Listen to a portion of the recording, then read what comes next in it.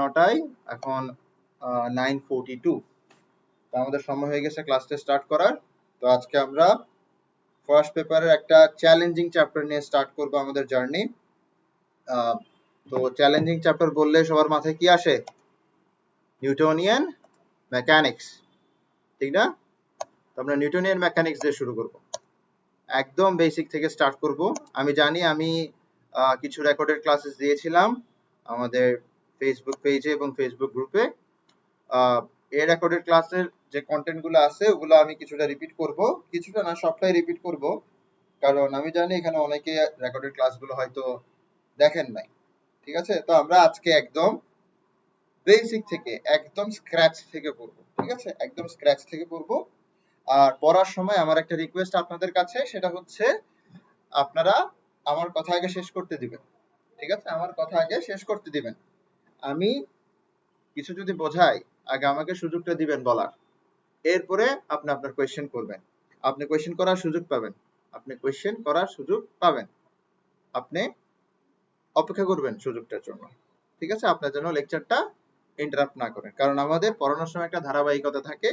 আমরা যদি unnecessarily interrupted হই তখন আমরা আমাদের ধারাবাহিকতাটা মেনটেন করতে পারি না। এটার মাধ্যমে দিন শেষে আপনারাই হয়তো ক্ষতিগ্রস্ত হবেন। হয়তো আমরা যে কোয়ালিটিটা ডেলিভার করতে আসি, হয়তো ওই কোয়ালিটিটা আমরা ডেলিভার করতে তখন পারবো না। ঠিক আছে, তো আমরা স্টার্ট করে দিচ্ছি।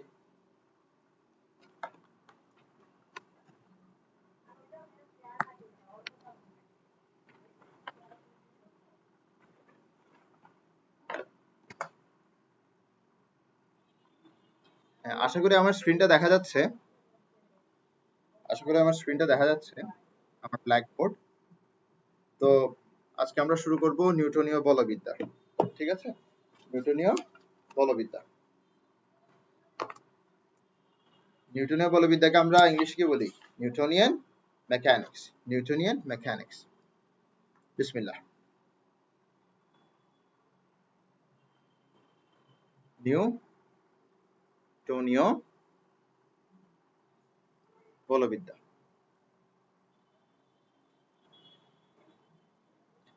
তো নিউটনীয় বলবিদ্যার জন্য আমরা কিছু ক্লাস 9-10 এর বেসিক নিয়ে আসব।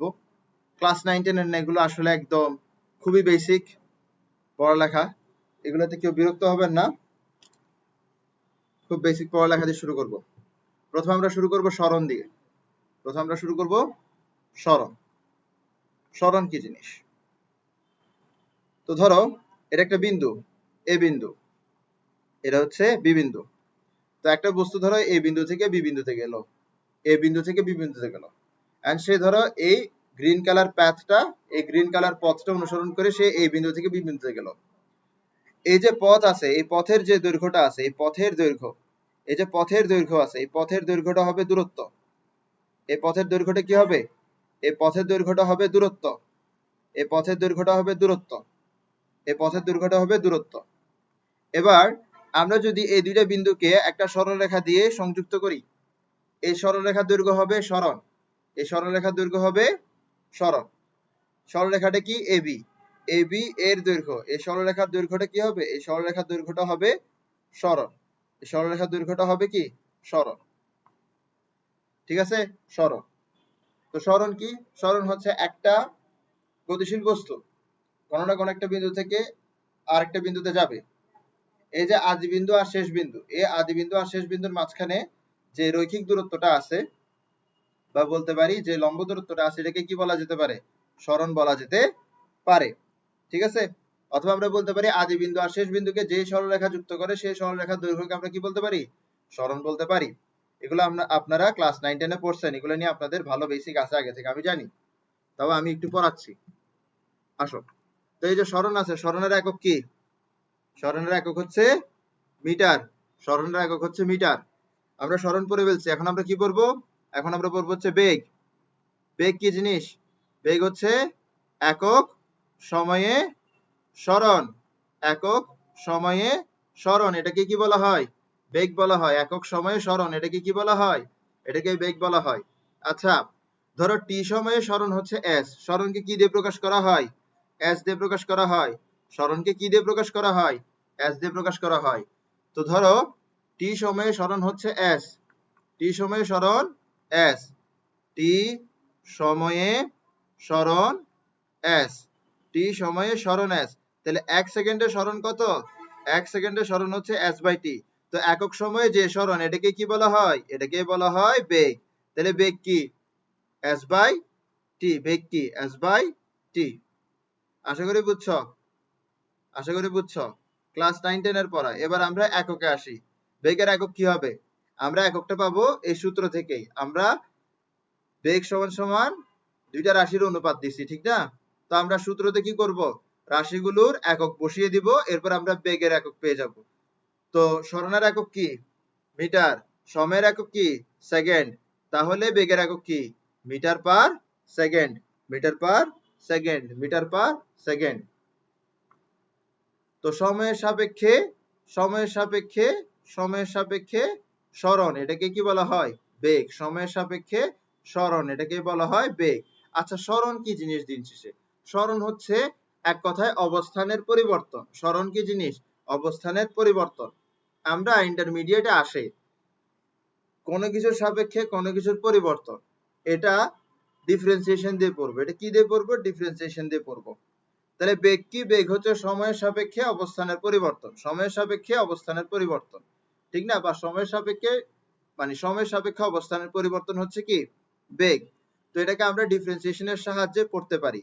তো ডিফারেন্সিয়েশনের সাহায্যে এটা আমরা করতে পারি কিভাবে? দেখো, বেগ সমান সমান কি হবে? বেগ সমান সমান হবে, বেগ সমান সমান হবে সময়ের সাপেক্ষে। এই যে ডিডিটি লিখলাম, এই ডিডিটি এটার মানে হচ্ছে সময়ের সাপেক্ষে। এই ডিডিটি লিখলাম, এই ডিডিটির মানে কি? সময়ের সাপেক্ষে। ডিডিটি শব্দের এই ডিডিটি যে লিখলাম এটার অর্থ কি? সময়ের সাপেক্ষে।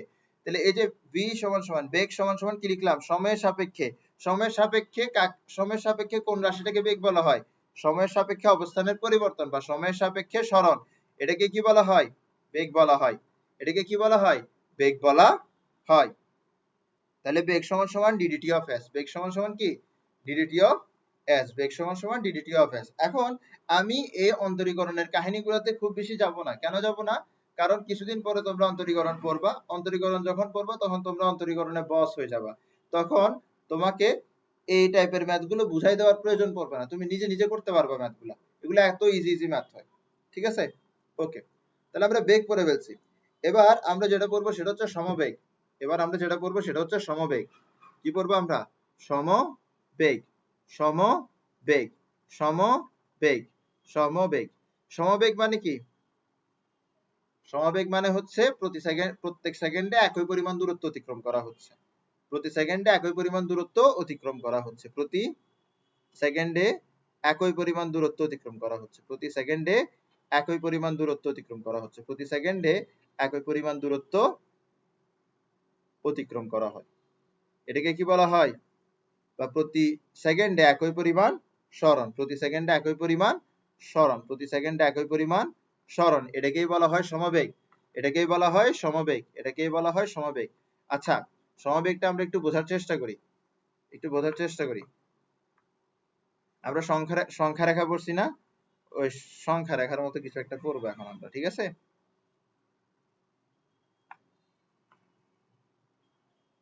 ওকে,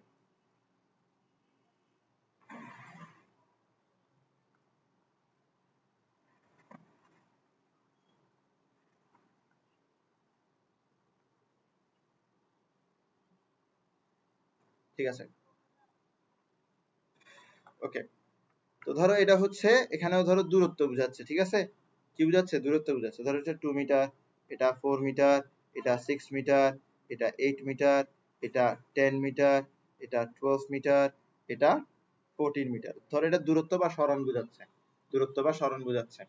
তো ধরো প্রতি সেকেন্ডে 2 মিটার দূরত্ব অতিক্রম করবে। তাহলে প্রথম সেকেন্ডে বস্তু থেকে 0 মিটার থেকে 2 মিটার আসবে। প্রথম সেকেন্ডে বস্তু 0 মিটার থেকে 2 মিটার আসবে। তো 1 সেকেন্ডে সে কি পরিমাণ দূরত্ব অতিক্রম করছে?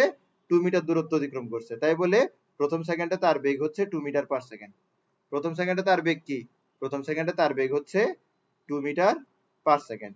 এরপরের সেকেন্ডে ধরো বস্তুটা 4 মিটার দূরত্বে চলে আসছে। তাহলে দ্বিতীয় সেকেন্ডে বস্তুটা 2 মিটার দূরত্ব অতিক্রম করছে, তাহলে এখানেও কিন্তু 1 সেকেন্ডে 2 মিটার দূরত্ব অতিক্রম করতেছে। যেহেতু এখানেও 1 সেকেন্ডে 2 মিটার দূরত্ব অতিক্রম করতেছে, তাই বলে এখানেও বেগ কি 2 মিটার পার সেকেন্ড। এরপরের সেকেন্ডে, এরপরের সেকেন্ডে, এরপরের সেকেন্ডে, এরপরের সেকেন্ডে ধরো বস্তুটা কি করতেছে, আরো 2 মিটার দূরত্ব অতিক্রম করতেছে, তাহলে এখানেও কি বস্তুটার বেগ হচ্ছে 2 মিটার পার সেকেন্ড, কারণ সে এখানেও কি করতেছে 1 সেকেন্ডে 2 মিটার দূরত্ব অতিক্রম করতেছে। তো প্রত্যেক সেকেন্ডে যখন এভাবে একই পরিমাণ দূরত্ব অতিক্রম করা হবে, তখন এটাকে আমরা কি বলবো, তখন এটাকে আমরা বলবো সমবেগ, তখন এটাকে আমরা বলবো সমবেগ, তখন এটাকে আমরা বলবো সমবেগ, তখন এটাকে আমরা বলবো সমবেগ। তো সমবেগটা কত এখানে, সমবেগটা হচ্ছে 2 মিটার পার সেকেন্ড। সমবেগটা কত এখানে, সমবেগটা হচ্ছে 2 মিটার পার সেকেন্ড।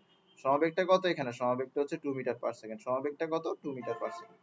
তাহলে 6 সেকেন্ডও কি বেগ হচ্ছে 2 মিটার পার সেকেন্ড, 7 সেকেন্ডও কি বেগ হচ্ছে 2 মিটার পার সেকেন্ড। তাহলে এটা হচ্ছে সমবেগ।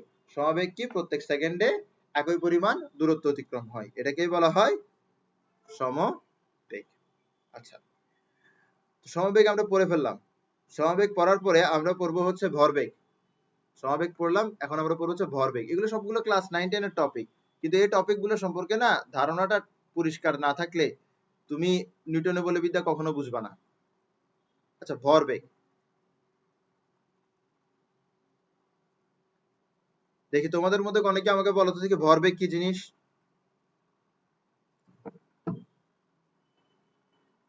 তোমাদের মধ্যে অনেকে আমাকে বলো দেখি ভরবেগ কি জিনিস। কেউ একটু দেখি বলো।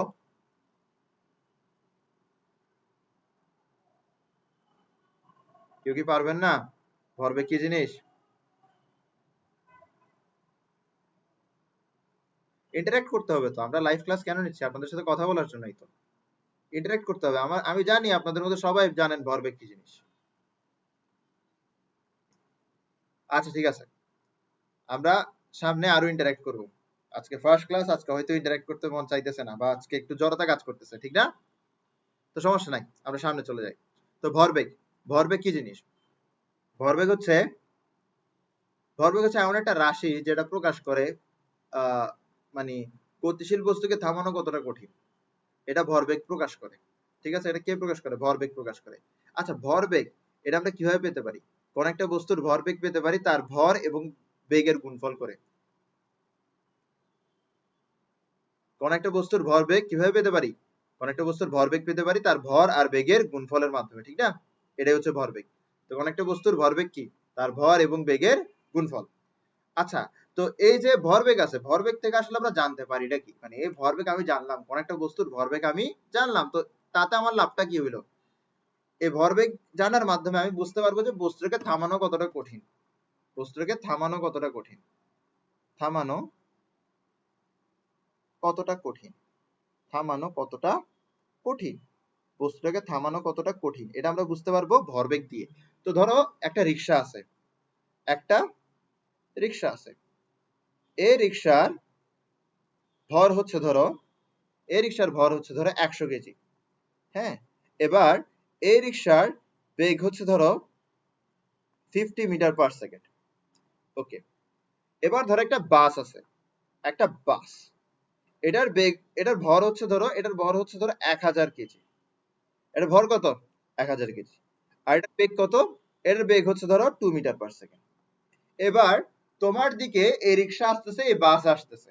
হ্যাঁ, তোমার দিকে এই রিক্সা আসতেছে, এই বাস আসতেছে। এখন আমার কথা হচ্ছে, আমার প্রশ্ন হচ্ছে কোনটাকে থামানো তোমার জন্য সহজ হবে? রিক্সাকে থামানো তোমার জন্য সহজ হবে, নাকি বাসটাকে থামানো তোমার জন্য সহজ হবে? তো কোনটাকে থামানো সহজ হবে এটার জন্য তোমার কাছে বের করতে হবে ভরবেগ। কোনটাকে থামানো সহজ হবে এটার জন্য তোমার কাছে বের করতে হবে ভরবেগ। তো তুমি রিক্সার ভরবেগ বের করো, রিক্সার ভরবেগ কত আসবে, 100 into 50 কত হবে, 5000, ঠিক না? 5000 কেজি মিটার সেকেন্ড ইনভার্স 1। আর বাসের জন্য ভরবেগ কত আসবে, 2000, বাসের জন্য ভরবেগ কত আসবে, 2000। তাহলে ভরবেগ কার বেশি, ভরবেগ বেশি হচ্ছে রিক্সার। ভরবেগ কার বেশি, ভরবেগ রিক্সার বেশি। তো ভরবেগ যেহেতু রিক্সার বেশি, তাহলে কাকে থামানো কঠিন হবে, রিক্সাকে থামানো কঠিন হবে, বাসকে থামানো সহজ হবে। তুমি বাসটাকে রিক্সার তুলনায় সহজে থামাইতে পারবা, কারণ বাসের ভরবেগ কি কম, রিক্সার ভরবেগ বেশি। আশা করি আমরা বিষয়টা বুঝতেছি। ভরবেগ কি জিনিস, ভরবেগ হচ্ছে এমন একটা রাশি যেটা থেকে আমরা বুঝতে পারি একটা গতিশীল বস্তুকে থামানো কতটা কঠিন। ঠিক আছে, তো এটা গেল ভরবেগ। এবার আমরা পড়বো হচ্ছে ত্বরণ। ঠিক আছে, আমরা কি বলবো এবার? ত্বরণ। এবার ত্বরণ কি জিনিস? ত্বরণ হচ্ছে একক সময়ে বেগের পরিবর্তন। একক সময়ে বেগের পরিবর্তন। একক সময়ে বেগের পরিবর্তন। একক সময়ে বেগের পরিবর্তন। একক সময়ে বেগের পরিবর্তন। এটাকে কি বলা হয়? এটাকেই বলা হয় ত্বরণ। একক সময়ে বেগের পরিবর্তন, এটাকে কি বলা হয়? ত্বরণ বলা হয়। ধর একটা বস্তু আছে, ধরেন এটা একটা বস্তু। হ্যাঁ, এই বস্তুর বেগ ধরেন ইউ, এই বস্তুর বেগ ইউ। ঠিক আছে, এবার বস্তুটার উপর, আচ্ছা বস্তুটার বেগ হচ্ছে ইউ। এবার বস্তুটার বেগ ধরো বৃদ্ধি পাইছে বা বস্তুটার বেগ পরিবর্তন হয়েছে। বস্তুটার বেগ পরিবর্তন হয়ে ভি হয়ে গেছে, তাহলে ইউ হচ্ছে আদি বেগ, ভি হচ্ছে শেষ বেগ। এই যে বেগটা পরিবর্তন হয়েছে, এই বেগ পরিবর্তন হওয়ার মধ্যে সময় গেল কত? টি পরিমাণ সময় গেল, মানে ইউ থেকে বেগ ভি হতে টি পরিমাণ সময় প্রয়োজন হলো। ঠিক আছে, তাহলে এখানের মধ্যে যদি আমি বলি যে টি সময় বেগের পরিবর্তন হচ্ছে ভি মাইনাস ইউ, আমি কি কোনো অন্যায় করবো এই কথাটা বললে? উত্তর হচ্ছে না। আদি বেগ ছিল ইউ, শেষ বেগ হয়েছে ভি। এই বেগটা ইউ থেকে ভি হইতে সময় নিছে টি পরিমাণ, তাহলে টি সময়ে বেগের পরিবর্তন, টি সময়ে বেগের পরিবর্তন, টি সময়ে বেগের পরিবর্তন, টি সময়ে বেগের পরিবর্তন, টি সময়ে বেগের পরিবর্তন, টি সময়ে বেগের পরিবর্তন, টি সময়ে বেগের পরিবর্তন, টি সময়ে বেগের পরিবর্তন, টি সময়ে বেগের পরিবর্তন কি? টি সময়ে বেগের পরিবর্তন হচ্ছে ভি মাইনাস ইউ। টি সময়ে বেগের পরিবর্তন কি? V minus u. তাহলে 1 সেকেন্ড সময়ে বেগের পরিবর্তন কি হবে? তাহলে 1 সেকেন্ড সময়ে বেগের পরিবর্তন হবে V minus U divided by T. তাহলে 1 সেকেন্ড সময়ে বেগের পরিবর্তন হবে V minus U divided by T. তাহলে ত্বরণ কি জিনিস? ত্বরণ হচ্ছে একক সময়ে বেগের পরিবর্তন। তো 1 সেকেন্ড সময়ে বেগের পরিবর্তন আমরা বের করলাম, যেটা হচ্ছে V minus U divided by T. তাহলে এটা গেল আমাদের ত্বরণের সূত্র। এটা ত্বরণের সূত্র। ঠিক আছে, এটা ত্বরণের সূত্র। আচ্ছা, আমরা যদি ত্বরণের একক বের করতে চাই, আমরা কিভাবে একক বের করি? আমরা একক বের করি কোনো কিছুর একক আমরা তার সূত্র থেকে বের করি। তাহলে ত্বরণের একক আমরা ত্বরণের সূত্র থেকে বের করব, ঠিক না? তো ত্বরণের সূত্রের মধ্যে ত্বরণ যেসব রাশির উপর নির্ভর করে, আমরা সেই সব রাশির এককগুলো বসিয়ে দিব। বসানোর পরে আমরা একটা একক পাবো, ওই এককটাই ত্বরণের একক হবে। ত্বরণ এখানে বেগের পরিবর্তনের উপর নির্ভর করতেছে আর সময়ের উপর নির্ভর করতেছে। তো বেগের পরিবর্তনের একক আমরা বসাবো, সময়ের একক আমরা বসাবো, এরপরে আমরা ত্বরণের একক পেয়ে যাব। বেগের পরিবর্তনের একক কি? Metre per second. সময়ের একক কি? সেকেন্ড। তাহলে আমরা এখানে দিন শেষে একক কি পাচ্ছি? আমরা এখানে দিন শেষে একক পাচ্ছি, আমরা এখানে দিন শেষে একক পাচ্ছি মিটার সেকেন্ড ইনভার্স 2। তাহলে ত্বরণের একক কি? Metre second inverse 2। ত্বরণের একক কি? Metre second inverse 2। Metre second inverse 2। বোঝা গেছে? আশা করি বোঝা গেছে। আচ্ছা, আমি একটা কথা বলছিলাম যে ইন্টারমিডিয়েটে আসে আমরা সময়ের সাপেক্ষে, মানে কোনো কিছুর সাপেক্ষে কোনো কিছুর পরিবর্তন, এটা আমরা কি কি দিয়ে প্রকাশ করব? ডিফারেন্সিয়েশন দিয়ে প্রকাশ করব। কি দিয়ে প্রকাশ করব? ডিফারেন্সিয়েশন দিয়ে প্রকাশ করব, ঠিক না? তো ত্বরণ হচ্ছে কি? সময়ের সাপেক্ষে বেগের পরিবর্তন। ত্বরণ হচ্ছে কি? সময়ের সাপেক্ষে বেগের পরিবর্তন। তাহলে ত্বরণকে আমরা কিভাবে লিখতে পারি? ডিফারেন্সিয়েশন দিয়ে লিখতে পারি। এবার ডিফারেন্সিয়েশনে সময়ের সাপেক্ষে এই কথাটাকে কিভাবে লিখে? ডিডিটি। সময়ের সাপেক্ষে কিসের পরিবর্তন? বেগের পরিবর্তন। তাহলে এটাই হচ্ছে ত্বরণ, ডিডিটি অফ ভি। এটাই হচ্ছে কি? ত্বরণ। এবার এটা দিয়ে কিভাবে এই ডিডিটি কাজ করে এটা তোমরা ডিফারেন্সিয়েশন পড়লে, অন্তরীকরণ পড়লে খুব ভালো করে বুঝে যাবা। অন্তরীকরণ পড়লে খুব ভালো করে বুঝে যাবা। আচ্ছা, আসো, তা আমি এই ডিফারেন্সিয়েশনের বিষয়গুলোতে অত বেশি গভীরে যাব না এখন। ঠিক আছে, এগুলোতে যাওয়ার দরকারই নেই। যেদিন তোমরা অন্তরীকরণ পড়বা, যোগজীকরণ পড়বা, তখন দেখা যায় ভেক্টরের ক্যালকুলাস রিলেটেড যেসব জিনিস আছে এগুলো তোমাদের গায়েও লাগবে না। ঠিক আছে, এগুলো তোমাদের গায়েও লাগবে না, তোমরা এক্সপার্ট হয়ে যাবে ইনশাআল্লাহ। অন্তরীকরণ যোগজীকরণ করার পরে এইসব ভেক্টর ক্যালকুলাসের মধ্যে, সরি ফিজিক্স ক্যালকুলাসের মধ্যে তোমরা কি হয়ে যাবা? এক্সপার্ট হয়ে যাবা। এবার আমরা ইউনিফর্ম অ্যাক্সেলারেশন করি। ইউনিফর্ম অ্যাক্সেলারেশন মানে কি? সমত্বরণ। সমত্বরণ। সমত্বরণ মানে কি? সমত্বরণ মানে হচ্ছে প্রতি সেকেন্ডে বেগের পরিবর্তন সমান।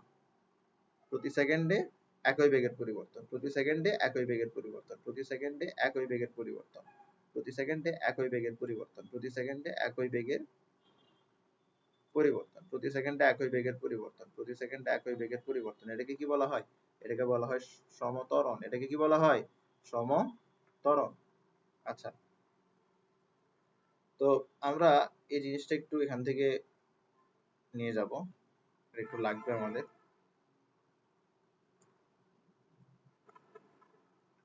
ওকে, তাহলে এটা হচ্ছে কত? এটা হচ্ছে তোমার 2 মিটার, এটা হচ্ছে 4 মিটার, এটা হচ্ছে 6 মিটার, এটা হচ্ছে 8 মিটার, এটা হচ্ছে 10 মিটার, এটা হচ্ছে 12 মিটার, এটা হচ্ছে 14 মিটার।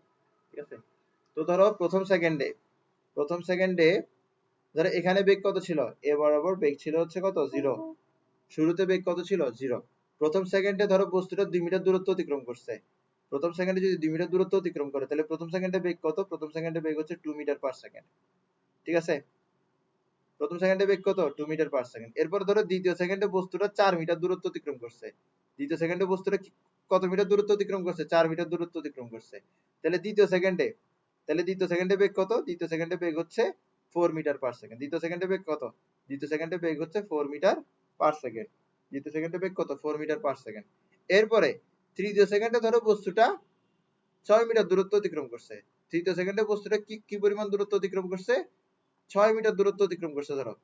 তৃতীয় সেকেন্ডে 6 মিটার দূরত্ব অতিক্রম করছে। তৃতীয় সেকেন্ডে 6 মিটার দূরত্ব অতিক্রম করছে। তৃতীয় সেকেন্ডে 6 মিটার দূরত্ব অতিক্রম করছে। তাহলে তৃতীয় সেকেন্ডে তার বেগ কত? 6 মিটার পার সেকেন্ড। তৃতীয় সেকেন্ডে তার বেগ কত? 6 মিটার পার সেকেন্ড।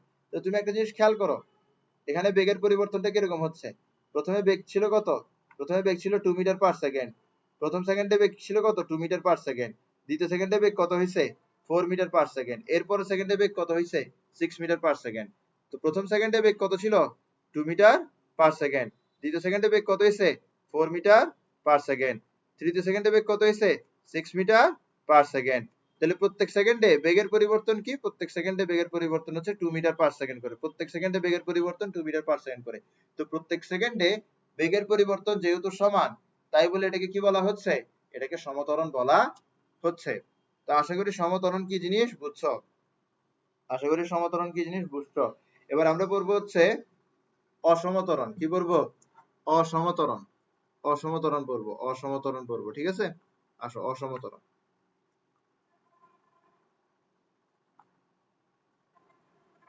এবার অসমতরণ কি? অসমতরণ হচ্ছে সমান বেগের পরিবর্তনটা সমান হবে না। বেগের পরিবর্তনটা কি হবে না? সমান হবে না। প্রত্যেক সেকেন্ডে বেগের পরিবর্তনটা সমান হবে না, কিন্তু বেগের পরিবর্তন হবে, যে কারণে এটাকে আমরা ত্বরণ বলবো। অসমতরণ কি? অসমতরণ দিয়ে বুঝাচ্ছি যে যেহেতু বেগের পরিবর্তন হবে, তাই বলে এটাকে ত্বরণ বলতে আমরা বাধ্য। ঠিক আছে? যেহেতু বেগের পরিবর্তন হবে, এটাকে আমরা ত্বরণ বলতে বাধ্য। কিন্তু বেগের পরিবর্তনটা প্রত্যেক সেকেন্ডে সমান হবে না, তাই বলে এটাকে আমরা সমতরণ চাইলে বলতে পারি না। এটাকে তখন আমাদের বলতে হবে অসমতরণ। ক্লিয়ার? তো এটার জন্য অবশ্যই এই ফিগার তো অবশ্যই এটার জন্য অ্যাপ্লিকেবল না। তো এটার জন্য অ্যাপ্লিকেবল কিছু একটা আমরা চিন্তা করি। ওকে, আচ্ছা আসো। হ্যাঁ, তো ধরো প্রথম সেকেন্ডে বস্তুটা 2 মিটার দূরত্ব অতিক্রম করছে। প্রথম সেকেন্ডে বস্তুটা 2 মিটার দূরত্ব অতিক্রম করছে। প্রথম সেকেন্ডে যদি 2 মিটার দূরত্ব অতিক্রম করে, তাহলে বস্তুর বেগ প্রথম সেকেন্ডে 2 মিটার পার সেকেন্ড হয়েছে। এক সেকেন্ডে বস্তুর বেগের পরিবর্তন কি হয়েছে? 2 মিটার পার সেকেন্ড হয়েছে। এরপরে সেকেন্ডে ধরো বস্তুটা 4 মিটার দূরত্ব অতিক্রম করছে। এরপরে সেকেন্ডে কি পরিমাণ দূরত্ব অতিক্রম করছে? 4 মিটার পার সেকেন্ড, 4 মিটার দূরত্ব অতিক্রম করছে এরপরে সেকেন্ডে। তাহলে তার বেগের পরিবর্তন, সরি আমি একটু ভুল বলছি। ধরো প্রথম সেকেন্ডে বস্তুটা 2 মিটার দূরত্ব অতিক্রম করে, তাহলে তার বেগ এখানে কত? 2 মিটার পার সেকেন্ড, যেহেতু এক সেকেন্ডে সে 2 মিটার দূরত্ব অতিক্রম করতেছে। দ্বিতীয় সেকেন্ডে ধরো সে 4 মিটার দূরত্ব অতিক্রম করে, তাহলে দ্বিতীয় সেকেন্ডে তার বেগ কত? 4 মিটার পার সেকেন্ড, কারণ সে দ্বিতীয়তম সেকেন্ড যেটা আছে ওই এক সেকেন্ডে সে 4 মিটার দূরত্ব অতিক্রম করে ফেলছে। এবার তৃতীয় সেকেন্ডে ধরো সে 3 মিটার দূরত্ব অতিক্রম করে। তৃতীয় সেকেন্ডে ধরো সে 3 মিটার দূরত্ব অতিক্রম করে। তাহলে তৃতীয় সেকেন্ডের মধ্যে বেগের পরিবর্তন, তৃতীয় সেকেন্ডের মধ্যে তার বেগ কত? 3 মিটার পার সেকেন্ড। এরপরের সেকেন্ডে ধরো সে কত? এরপরের সেকেন্ডে ধরো সে 5 মিটার দূরত্ব অতিক্রম করে। এরপরের সেকেন্ডে ধরো সে 5 মিটার দূরত্ব অতিক্রম করে। তাহলে এই সেকেন্ডে মানে চতুর্থ সেকেন্ডে সে যেহেতু 5 মিটার দূরত্ব অতিক্রম করছে, তাহলে চতুর্থ সেকেন্ডে তার বেগ কত? 5 মিটার পার সেকেন্ড। তাহলে দেখো এখানে কিন্তু বেগটা পরিবর্তন হচ্ছে, কিন্তু বেগটা সুষমভাবে পরিবর্তন হচ্ছে না। আগের বার যেরকম 2 2 2 করে বাড়তেছিল এবার এরকম করে বাড়তেছে না। এবার প্রথমে আছে 2 মিটার পার সেকেন্ড, এরপরে 4 মিটার পার সেকেন্ড হয়েছে, এরপরে কমে আবার 3 মিটার পার সেকেন্ড হয়েছে, এরপরে বেড়ে আবার 5 মিটার পার সেকেন্ড হয়েছে। বেগটা পরিবর্তন হচ্ছে কিন্তু সুষমভাবে হচ্ছে না, তাই বলে এটাকে আমরা বলবো অসম ত্বরণ। বেগ পরিবর্তন হচ্ছে তাই বলে বলবো ত্বরণ, আর যেহেতু প্রতি সেকেন্ডে একই পরিমাণ বেগ পরিবর্তন হচ্ছে না তাই বলে এটাকে বলবো আমরা অসম ত্বরণ। আশা করি বুঝছো, আশা করি বুঝছো। এতটুকু পর্যন্ত কারো কোনো ডাউট আছে? এতটুকু পর্যন্ত কারোর কি কোনো ডাউট আছে? কারোর কি কোনো কোয়েশ্চেন আছে?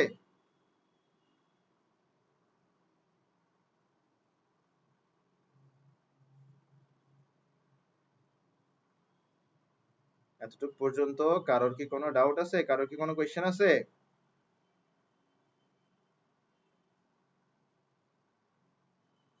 আচ্ছা, বলেন বলেন, কোয়েশ্চেন থাকলে ডাউট থাকলে বলেন, কারণ এগুলোতে ডাউট থাকলে কিন্তু মানে সামনে গিয়ে কোনো লাভ নাই। এগুলো খুব বেসিক জিনিস, এগুলোতে ডাউট থাকলে সামনে গিয়ে কোনো লাভ নাই, সামনে গিয়ে কিছু বুঝবেন না। আচ্ছা, আমি ধরে নিলাম যে আপনাদের ডাউট নাই, তাহলে আমরা সামনের দিকে যাই। তাহলে এখন বলতে পারেন যে আমরা ধীরে ধীরে একটু ধীরে ধীরে কোথায় আসতেছি? ইন্টারমিডিয়েটের পড়ালেখা আসতেছে এখন ধীরে ধীরে, ঠিক আছে? ধীরে ধীরে একটু ইন্টারমিডিয়েটের পড়ালেখা আসতেছে। তো আমরা এখন পড়বো হচ্ছে নিউটনের প্রথম সূত্র পড়বো। নিউটনের নিউটনের গতির প্রথম সূত্র পড়বো। নিউটনের গতির প্রথম সূত্র, নিউটনের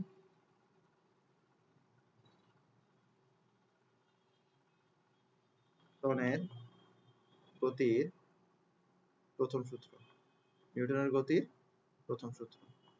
তো নিউটনের গতির প্রথম সূত্র কি বলে? নিউটনের গতির প্রথম সূত্র বলে কোনো বাহ্যিক বল প্রয়োগ না করলে, নিউটনের গতির প্রথম সূত্র কি বলে? নিউটনের গতির প্রথম সূত্র বলে কোনো বাহ্যিক বল প্রয়োগ না করলে স্থির বস্তু চিরকাল স্থির থাকবে, আর সমবেগে গতিশীল বস্তু চিরকাল সমবেগে গতিশীল থাকবে। ঠিক আছে? তাহলে নিউটনের গতির প্রথম সূত্র কি বলে? বাহ্যিক বল প্রয়োগ না করলে, বাহ্যিক বল প্রয়োগ না করলে, বাহ্যিক বল প্রয়োগ না করলে স্থির বস্তু স্থির থাকে, স্থির বস্তু স্থির থাকে, স্থির বস্তু চিরকাল স্থির থাকবে, স্থির বস্তু চিরকাল স্থির থাকবে, স্থির বস্তু চিরকাল স্থির থাকবে, স্থির বস্তু চিরকাল স্থির থাকবে। আর সমবেগে গতিশীল বস্তু, সমবেগে গতিশীল বস্তু চিরকাল সমবেগে গতিশীল থাকবে।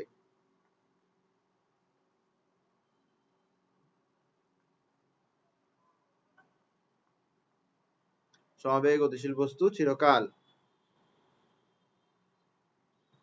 সমবেগে গতিশীল থাকবে। আচ্ছা, আশা করি আমার লেখা বুঝতেছেন। আমার লেখা একটু বিচ্ছিরি, কিছু করার নাই। ওকে, তো আসেন। তো বাহ্যিক বল প্রয়োগ না করলে স্থির বস্তু চিরকাল স্থির থাকবে, আর সমবেগে গতিশীল বস্তু চিরকাল সমবেগে গতিশীল থাকবে। তো এই যে আমাদের নিউটনের গতির প্রথম সূত্র আছে, নিউটনের গতির প্রথম সূত্র থেকে আমরা কিসের ধারণা পাই? আমরা কিসের ধারণা পাই? আমরা কিসের ধারণা পাই? আমরা জড়তার ধারণা পাই। কিসের ধারণা পাই? জড়তার ধারণা। বা জড়তা কি জিনিস? জড়তা হচ্ছে জড়তা হচ্ছে বস্তু সবসময় কি চায়? বস্তু সবসময় নিজের অবস্থা বজায় রাখতে চায়। এই যে নিজের অবস্থা বজায় রাখার প্রবণতা, এটাকেই বলা হয় জড়তা। নিজের অবস্থা বজায় রাখার প্রবণতা, এটাকে কি বলা হয়? জড়তা। যেমন ধরেন কিছুক্ষণ আগে আমি আপনাদেরকে কোয়েশ্চেন করলাম যে এই পর্যন্ত কি কারোর কোনো প্রবলেম আছে কিনা? আপনারা হ্যাঁ বললেন না, নাও বললেন না। কেন বললেন না? কারণ আপনাদের টেন্ডেন্সি হচ্ছে ইন্টারেক্ট না করা। তো এটা হচ্ছে আপনাদের অবস্থা, আর আপনারা আপনাদের অবস্থা কিন্তু বজায় রাখতে চাচ্ছেন, ঠিক না? তো এটা হচ্ছে জড়তা, এটাই কি জড়তা। তো এমনি কিন্তু আমরা এই এই এমন কি বলে মানে ইন্টারাক্ট না করার বিষয়টা, এগুলাকে কিন্তু আমরা জড়তাই বলি। জড়তা শব্দটা কিন্তু আমরা রেগুলারলি এই সেন্সে ইউজ করি। আমাদের মধ্যে যারা ইন্ট্রোভার্ট আছি, তো এই যে ইন্ট্রোভার্ট অ্যাটিটিউডটা, এটাকে আমরা জড়তা দিয়ে সাধারণত কি করি? ফ্রেম করি। আচ্ছা, যেটাই হোক, ফিজিক্সের জড়তায় আসি। কোন একটা বস্তু নিজের অবস্থা বজায় রাখার প্রবণতাকে কি বলা হয়? জড়তা। নিজের অবস্থা বজায় রাখার প্রবণতা, অবস্থা বজায় রাখার প্রবণতাকে কি বলা হয়? জড়তা। অবস্থা বজায় রাখার প্রবণতা, অবস্থা বজায় রাখার প্রবণতা, অবস্থা বজায় রাখার প্রবণতা, অবস্থা বজায় রাখার প্রবণতা, এটাকে কি বলা হয়? জড়তা। ঠিক আছে। এবার জড়তা কয় প্রকার? জড়তা হচ্ছে দুই প্রকার। জড়তা কয় প্রকার? জড়তা হচ্ছে দুই প্রকার। একটা হচ্ছে স্থিতি জড়তা, আর একটা হচ্ছে গতি জড়তা। একটা হচ্ছে স্থিতি জড়তা, একটা হচ্ছে স্থিতি জড়তা, আর একটা হচ্ছে গতি জড়তা। স্থিতি জড়তা আর একটা কি? গতি জড়তা। এই স্থিতি জড়তা বলতে কি বুঝি? স্থিতি জড়তা বলতে আমরা বুঝি যে স্থির বস্তুর জড়তা। এই যে স্থির বস্তু চিরকাল স্থির থাকতে চায়, এটাকে কি বলবো আমরা? স্থিতি জড়তা। আর গতি জড়তা কি? গতিশীল বস্তু যে চিরকাল গতিশীল থাকতে চায়, এটাই হচ্ছে গতি জড়তা। তাহলে স্থিতি জড়তা, গতি জড়তা, আমরা এই দুইটা জিনিস বুঝে গেছি। আমরা প্রথম সূত্র থেকে কি জানতে পারি? প্রথম সূত্র থেকে কিন্তু আমরা জড়তার ধারণাটা পাই। প্রথম সূত্র থেকে আমরা কি পাই? জড়তার ধারণাটা পাই। প্রথম সূত্র থেকে কিন্তু চাইলে আমরা বলের সংজ্ঞাও লিখতে পারি। হ্যাঁ, ইভেন তো প্রথম সূত্রকে বলের সংজ্ঞার জন্য মনে রাখা হয় না, বলের সংজ্ঞার জন্য দ্বিতীয় সূত্রটাকে মনে রাখা হয়। কিন্তু প্রথম সূত্রটা থেকেও কিন্তু আমরা বলের সংজ্ঞা বের করতে পারি। কিরকম? ধরো একটা স্থির বস্তু আছে। হ্যাঁ, একটা স্থির বস্তু আছে, তুমি কি করলা? তুমি তার উপর বল প্রয়োগ করলা। এই বস্তুটা কি? বস্তুটা হচ্ছে স্থির, বস্তুটা হচ্ছে স্থির, বস্তুটা হচ্ছে স্থির। এবার এই যে বস্তুটা আছে, এই বস্তুটার উপর আমরা কি করলাম? এই বস্তুটার উপর আমরা বল প্রয়োগ করলাম, বস্তুটার উপর বল প্রয়োগ করলাম, বস্তুটার উপর বল প্রয়োগ করলাম। বস্তুর উপর বল প্রয়োগ করার পর বস্তুটা কি হয়ে যাবে? বস্তুটা গতিশীল হয়ে যাবে। বস্তুটা কি হয়ে যাবে? বস্তুটা গতিশীল হয়ে যাবে। বস্তুটা গতিশীল হয়ে যাবে। বস্তুটা গতিশীল হয়ে যাবে। বস্তুটা গতিশীল হয়ে যাবে। বস্তুটা গতিশীল হয়ে যাবে। বস্তুটা গতিশীল হয়ে যাবে। বস্তুটা গতিশীল হয়ে যাবে। তো বল প্রয়োগ করার পর বস্তু কি হয়ে গেল? স্থির বস্তু গতিশীল হয়ে গেল। আবার ধরো কোন একটা বস্তু আছে গতিশীল, হ্যাঁ, কোন একটা বস্তু আছে ধরো গতিশীল, তার উপর ধরো আমরা বল প্রয়োগ করলাম। তার উপর কি করলাম? তার উপর বল প্রয়োগ করলাম। তার উপর বল প্রয়োগ করলে কি হবে? তার বেগ পরিবর্তন হবে। তার কি হবে? তার বেগ পরিবর্তন হবে। তার কি হবে? বেগ পরিবর্তন হবে।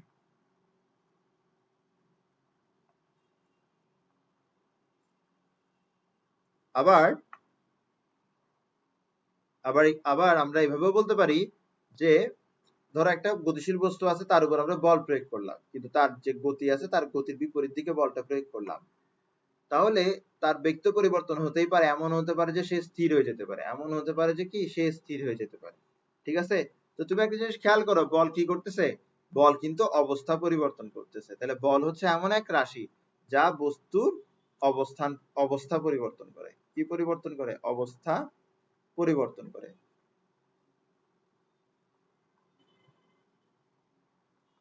অবস্থা পরিবর্তন করে। আচ্ছা, এবার হচ্ছে নিউটনের গতির দ্বিতীয় সূত্র বলবো আমরা। নিউটনের গতির দ্বিতীয় সূত্র।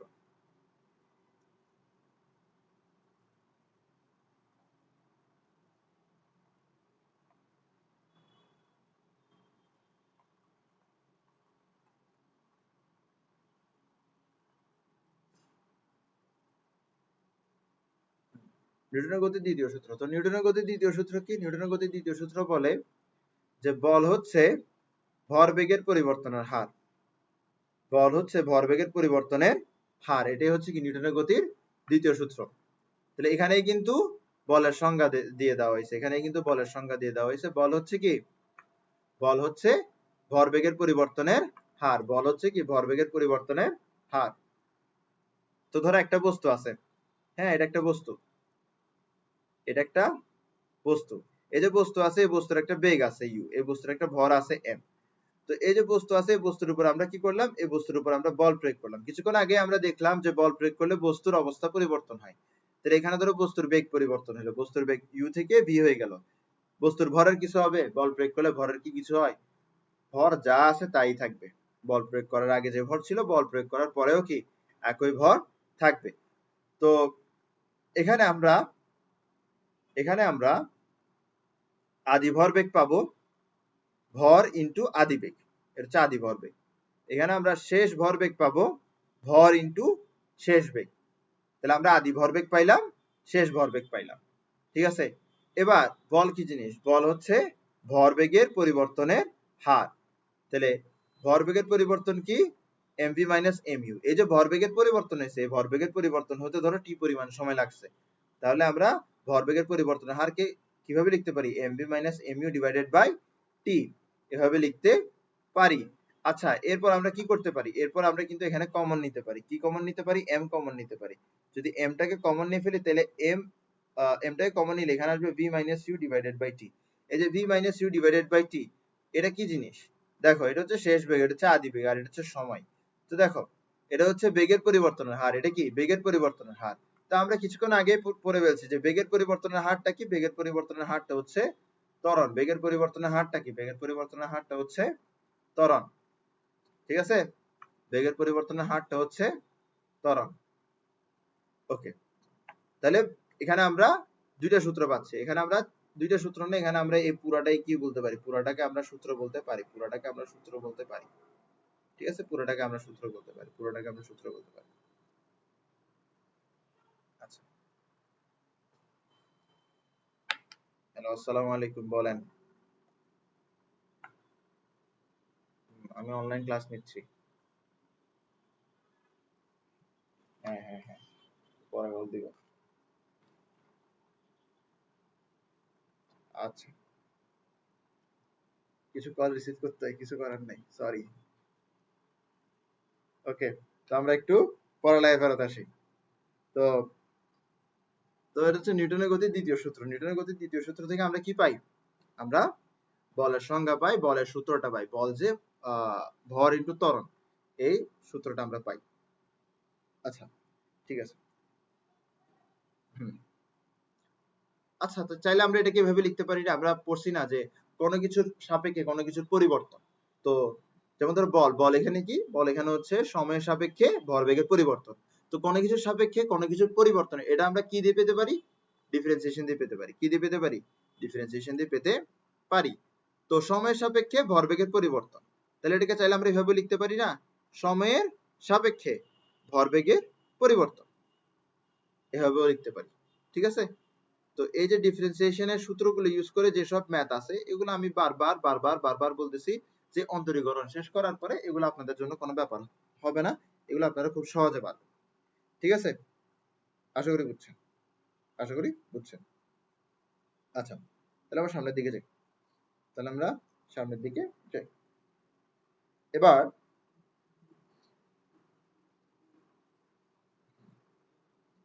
এবার আমরা পড়বো নিউটনের গতির তৃতীয় সূত্র। এবার আমরা পড়বো নিউটনের গতির তৃতীয় সূত্র, নিউটনের গতির তৃতীয় সূত্র, নিউটনের গতির তৃতীয় সূত্র। নিউটনের গতির তৃতীয় সূত্র কি, নিউটনের গতির তৃতীয় সূত্র হচ্ছে প্রত্যেক ক্রিয়ার সমান ও বিপরীত প্রতিক্রিয়া আছে। প্রত্যেক ক্রিয়ার সমান ও বিপরীত প্রতিক্রিয়া আছে। প্রত্যেক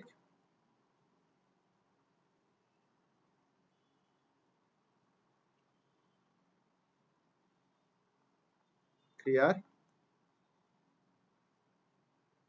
সমান ও বিপরীত প্রতিক্রিয়া আছে। প্রত্যেক ক্রিয়ার সমান ও বিপরীত প্রতিক্রিয়া আছে। তো এটা একটু পড়ি, হ্যাঁ, এটা এখানে কিন্তু একটা ঘাবলা আছে, হ্যাঁ, ঘাবলা আছে, ঘাবলাটা বুঝাই বলি। তো দেখো, প্রত্যেক ক্রিয়ার সমান ও বিপরীত প্রতিক্রিয়া আছে, তার মানে আমরা যদি কোনো একটা বল প্রয়োগ করি তাহলে ওই বলটা কিন্তু আমরা আবার ফেরত পাচ্ছি। যেমন ধরো তুমি তোমার কোন একটা বন্ধুর মুখে ধরে কি করছো, থাপ্পড় মারছো, খুব জোরে একটা থাপ্পড় মারছো, ঠিক না? ধরো তুমি 10 নিউটন বলে থাপ্পড় মারছো, তুমি যদি 10 নিউটন বলে থাপ্পড় মারো, তাহলে তোমার হাত তোমার বন্ধুর মুখের উপরে 10 নিউটন বল প্রয়োগ করতেছে। প্রথমত তোমার হাত তোমার বন্ধুর মুখের উপরে 10 নিউটন বল প্রয়োগ করতেছে। এখন নিউটনের গতির তৃতীয় সূত্র অনুসারে তোমার বন্ধুর মুখ তোমার হাতের উপরে আবার 10 নিউটন বল প্রয়োগ করবে। তুমি তোমার বন্ধুকে থাপ্পড় দিচ্ছ, তো তুমি যখন তোমার বন্ধুকে থাপ্পড় দিচ্ছ, তখন কিন্তু তুমি তোমার বন্ধুর মুখের উপরে বল প্রয়োগ করতেছ। এখন নিউটনের গতির তৃতীয় সূত্র অনুসারে তোমার বন্ধুর মুখও তোমার হাতের উপরে বল প্রয়োগ করবে। তো এই কারণেই দেখবা যে তুমি তোমার বন্ধুকে থাপ্পড় মারার পরে তুমি নিজেও হাতে ব্যথা পাচ্ছ। এবার তুমি এটা বলতে পারো যে আচ্ছা আমি ওকে মারলাম, ও মুখে ব্যথা পাইছে, আমি হাতে ব্যথা পাইছি, ঠিক আছে, ক্রিয়া বল প্রতিক্রিয়া বল বুঝলাম, কিন্তু যদি ক্রিয়া বল আর প্রতিক্রিয়া বল সমান হয়ে থাকে তাহলে তো আমার বন্ধু মুখে যে পরিমাণ ব্যথা পাইছে আমার হাতে ঠিক সেই পরিমাণ ব্যথা পাওয়ার কথা। এই এই এই তর্কটা ইউজলেস। কেন তর্কটা ইউজলেস? কারণ ব্যথাটা পুরোপুরি নার্ভ এন্ডিং এর উপর নির্ভর করে, ঠিক আছে? সেন্সেশনটা তো এটা পুরো নার্ভাস সিস্টেমের উপর নির্ভর করে। হ্যাঁ, এটা তোমাদের বায়োলজি স্যারকে জিজ্ঞেস করবো, উনি আরো ভালো বুঝাইতে পারবে। তো নার্ভাস সিস্টেমের উপর নির্ভর করবে ব্যথাটা, ঠিক না? এটা বলের উপর নির্ভর করবে না। তোমার হাতের মধ্যে নার্ভ এন্ডিং কম, এই কারণে তুমি হাতে ব্যথা কম পাবা। ওর মুখে নার্ভ এন্ডিং বেশি, তাই বলে তোমার বন্ধু মুখে ব্যথা বেশি পাবে। কিন্তু দিন শেষে তুমি তোমার বন্ধুর মুখে যে পরিমাণ বল প্রয়োগ করবা, তোমার বন্ধুর মুখও তোমার হাতের উপর ঠিক একই পরিমাণ বল প্রয়োগ করবে। এখানে আরেকটা বিষয় আছে যে তুমি যে বলটা প্রয়োগ করতেছো সেটা হচ্ছে ক্রিয়া বল, আর তোমার বন্ধুর মুখ তোমার হাতের উপর যে বলটা প্রয়োগ করতেছে সেটা হচ্ছে প্রতিক্রিয়া বল। দেখো, ক্রিয়া বল কাজ করতেছে তোমার বন্ধুর মুখের উপরে, আর প্রতিক্রিয়া বল কাজ করতেছে তোমার হাতের উপরে। তাহলে ক্রিয়া বল আর প্রতিক্রিয়া বল সবসময়, ক্রিয়া বল আর প্রতিক্রিয়া বল কখনো একই বস্তুর উপর কাজ করে না। ক্রিয়া বল প্রতিক্রিয়া বল একই বস্তুর উপর কাজ করে না। ক্রিয়া বল আর প্রতিক্রিয়া বল, ক্রিয়া বল আর প্রতিক্রিয়া বল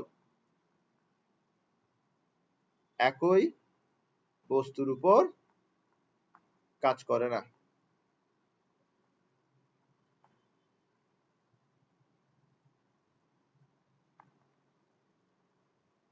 ওকে, ক্রিয়া বল আর প্রতিক্রিয়া বল কি করে না? একই বস্তুর উপরে কাজ করে না। এটা খুব ইম্পর্টেন্ট, এই কথাটা, এই কথাটা খুব খুব খুব ইম্পর্টেন্ট। আচ্ছা, তাহলে আমরা সামনের দিকে যাই। হ্যাঁ, আমরা সামনের দিকে যাই। আমরা বিভিন্ন প্রকার বল পড়ব, বিভিন্ন প্রকার বল।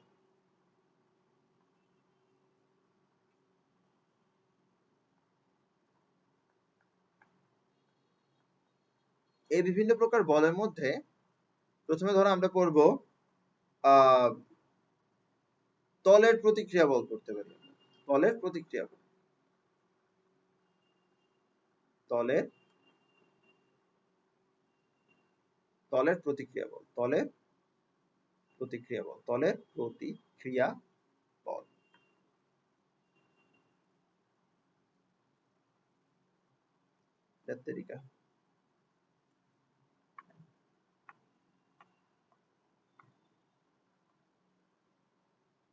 ওকে, তলের প্রতিক্রিয়া বল।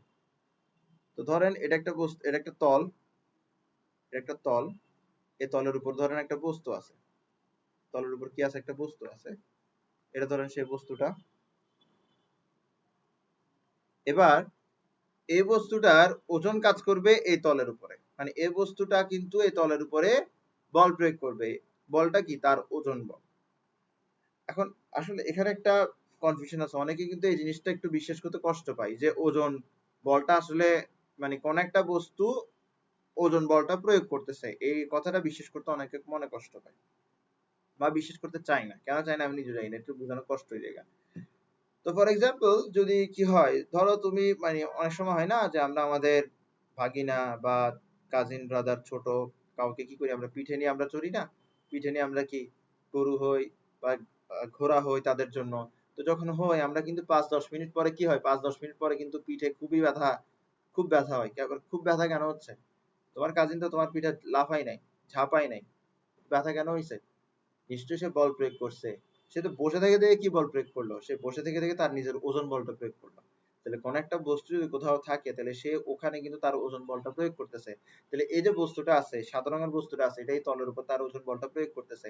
ফলে এই তলটা কি করবে? তার উপরে একটা প্রতিক্রিয়া বল প্রয়োগ করবে। মাথায় রাখতে হবে প্রতিক্রিয়া বল সবসময় তলের সাথে লম্ব হবে। প্রতিক্রিয়া বল সবসময় কি হবে? তলের প্রতিক্রিয়া বল সবসময় কি হবে? তলের সাথে লম্ব হবে। তলের প্রতিক্রিয়া বল সবসময় তলের সাথে লম্ব হবে। তলের প্রতিক্রিয়া বল সবসময় কি হবে? তলের সাথে লম্বা হবে, মানে লম্ব হবে, সরি লম্বা বলতেছি আমি, তলের সাথে লম্ব হবে, তলের সাথে লম্ব হবে। তলের প্রতিক্রিয়া বল সবসময় তলের সাথে লম্ব হবে। আচ্ছা, তো এটা গেল তলের প্রতিক্রিয়া বল। এরপর আমরা পড়তে পারি ধরো, এরপর ধরো আমরা ঘর্ষণ বল পড়তে পারি। হ্যাঁ, ঘর্ষণ বল পড়তে পারি। ঘর্ষণ বল করতে পারি। ঘর্ষণ বল,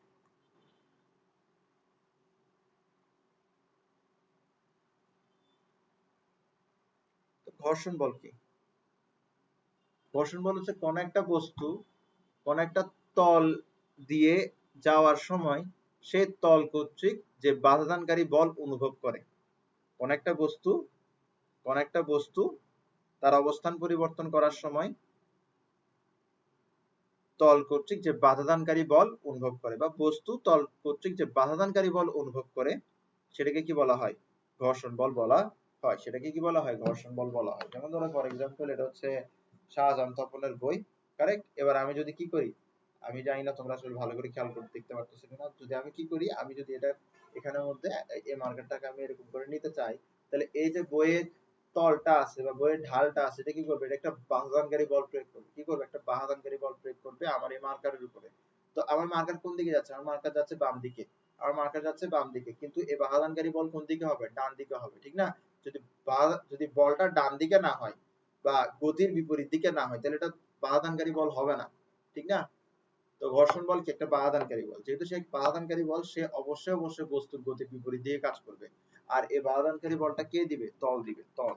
ঠিক আছে? বস্তু যে তলের উপর দিয়ে যায়, সেই তলটাই এই বাধাদানকারী বলটা দিবে। ঠিক আছে? তো আমরা একটু চিন্তা করি ঘর্ষণ বলের কথাটা। তো ধরো একটা বস্তু আছে,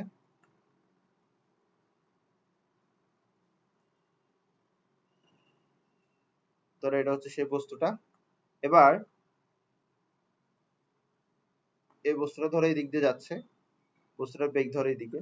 বস্তুটার বেগ যদি এদিকে হয়, তাহলে বস্তুটা ঘর্ষণ বল কোন দিকে অনুভব করবে? বস্তুটা ঘর্ষণ বল অনুভব করবে পেছনের দিকে। বস্তুটা ঘর্ষণ বল অনুভব করবে, মানে বস্তুর বেগ যদি বাম দিকে হয়, বস্তুর ঘর্ষণ কোন দিকে হবে? ডান দিকে হবে। ঘর্ষণ বল সবসময় কি হয়? গতির বিপরীত দিকে হয়। এরপর আমরা যেটা বলবো সেটা হচ্ছে টান বল। এরপর আমরা যেটা বলবো সেটা হচ্ছে টান বল। এরপর আমরা যেটা বলবো সেটা হচ্ছে টান বল। এরপর আমরা যেটা বলবো সেটা হচ্ছে টান বল। টান বল কি? হ্যাঁ, তো ধরো এটা একটা বস্তু। আচ্ছা, এটা ধরো আমি তোমাদেরকে এমনি এক্সাম্পল দেখাইলে হয়তো আরো ভালো হয়। এমনি এক্সাম্পল দেখালে হয়তো ভালো হয়। ধরো আমার কাছে একটা ছোট একটা কেবল আছে। ধরো এই কেবলের এখানে কি আছে? এখানে এখানে একটা বস্তু আছে, হ্যাঁ? এই যে এটা একটা বস্তু আছে। এবার আমি যদি কেবলটাকে কি করি, আমি যদি কেবলটাকে এরকম করে করে ঘুরাই, যদি কেবলটাকে এরকম করে ঘুরাই, তো যখন আমি কেবলটাকে ঘুরাবো, তখন কিন্তু কেবলটাকে কেন্দ্রের দিকে কিন্তু এই এই কেবলটা কি, মানে কেবলটাকে যখন আমি ঘুরাবো, তখন এই যে বস্তুটা আছে, এটা কিন্তু ভেতরের দিকে একটা বা কেন্দ্রের দিকে একটা কি কি অনুভব করবে? একটা টান অনুভব করবে, করবে না টান অনুভব? এই যে টানটা অনুভব করছে, এটাকে বলা হচ্ছে টান বল। টানটা অনুভব করছে, এটাকে কি বলা হয়? এটাকে বলা হয় টান বল। ঠিক আছে? এটাই হচ্ছে টান বল। এই টান বলের ক্ষেত্রে যে বিষয়টা বুঝতে হবে সেটা হচ্ছে টান বল সবসময় বস্তু থেকে বাইরের দিকে কাজ করে। টান বল সবসময় কি বস্তু থেকে বাইরের দিকে কাজ করে। যেমন ধরো এই এটার উপর যে টান বলটা কাজ করতেছিল, এটা কোন দিকে কাজ করতেছিল? এটা কাজ করতেছিল এই দিকে, এই দিকে কাজ করতেছিল। এটা কিন্তু বস্তুর দিকে কাজ করতেছিল না। তো টান বল কি? বস্তু হতে বাহিরের দিকে কাজ করবে। এই বিষয়টা মাথায় রাখতে হবে। টান বল কি? বাহিরের দিকে কাজ করে, বাহিরের দিকে কাজ করে, বাহিরের দিকে, বাহিরের দিকে। ঠিক আছে? তো যদি একটা বস্তুকে এরকম একটা দড়ি দিয়ে পেঁচিয়ে ঘুরানো হয়, তাহলে টান বল কোন দিকে কাজ করবে? টান বল কাজ করবে বস্তু থেকে বাহিরের দিকে। টান বল কাজ করবে বস্তু থেকে বাহিরের দিকে। টান বলকে আমরা টি দিয়ে প্রকাশ করি, কারণ ইংলিশে টান বলকে কি বলা হয়? টেনশন ফোর্স বলা হয়। টান বলকে কি বলা হয়? টেনশন ফোর্স বলা হয়। বুঝা গেছে? আচ্ছা, ভালো। এরপর আমরা যেটা পড়বো সেটা হচ্ছে লিফট। এরপর আমরা যেটা পড়বো সেটা হচ্ছে লিফট।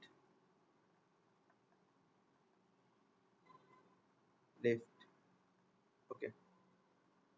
তো এটা হচ্ছে ধরো একটা লিফট। এটা হচ্ছে ধরো একটা লিফট।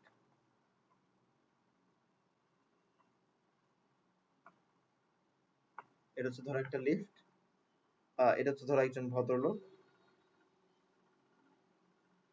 এই ভদ্রলোক লিফটে উঠলেন। ঠিক আছে? এই ভদ্রলোক লিফটে উঠলেন।